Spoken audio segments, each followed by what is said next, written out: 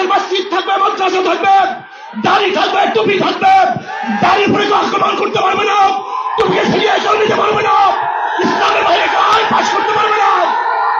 এই যে মানুষ জীবন দিয়েছিল, রক্ত দিয়েছিল, দ্বিতীয়বার দাড়ি কামবে এই দৃশ্য দেখার জন্য মানুষ রক্ত দেয় নাই।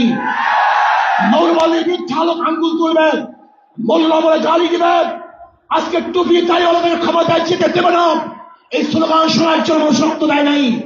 এই দৃশ্য দেখার জন্য বুকের তাজা রক্ত জমিনে ঠেলে দিয়ে মানুষ শাহাদাত বরণ করে নাই, বরং বাংলাদেশের মানুষ শাহাদাত বরণ করেছিল এই জাতিকে মুক্তি দেওয়ার জন্য, কোরআন ও সুন্নাহর আইন বাস্তবায়ন করার জন্য। বাংলাদেশের মানুষ ওই ভারতের গোলামি করার জন্য রক্ত দেয় নাই। বাংলাদেশের মানুষ ভারত আমাদের দেশে কর্তৃত্ব নেতৃত্ব করবে, আমেরিকা আমাদের দেশে কর্তৃত্ব নেতৃত্ব করবে, এর জন্য বাংলাদেশের মানুষ জীবন দেয় না, রক্ত দেয় নাই। বাংলাদেশের মানুষ সাধন, তারা নিজেরা আইন প্রণয়ন করবে, নিজেরা সংসদ পরিচালিত করবে, তারা নিজেদের পায়ে দাঁড়াবে।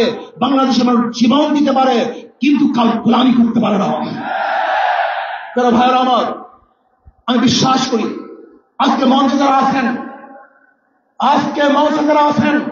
যদি আমরা মুনাফিকি না করি, মঞ্চে যারা আছে যদি মুনাফিকি না করি, মুখের এবং কাজের কথা যদি একসাথে থাকেন, মুখের সাথে কাজের যদি মিল থাকেন, আমি এই রক্ত জনতার সামনে কসম করে বলতে পারি আগামীতে ক্ষমতা দেবে ইসলাম, ক্ষমতা দেবে ইসলাম।